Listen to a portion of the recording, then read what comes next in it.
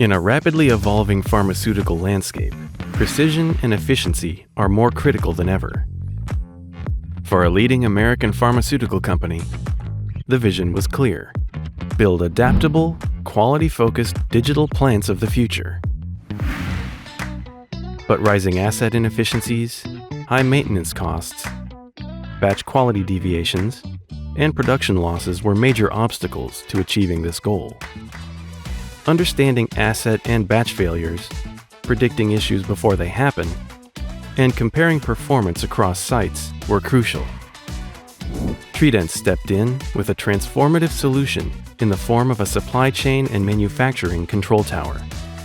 From bringing siloed data to life using edge technology, to building asset and batch UDMs and advanced analytics, we deliver real-time insights through our digital twins. The result? 360-degree visibility, faster response times to machine downtime, batch quality and batch traceability, with 40% faster data queries, a 9% increase in batch quality, a 12% reduction in mean time to failure, and a 7% cut in maintenance costs. The future of pharmaceutical manufacturing is here.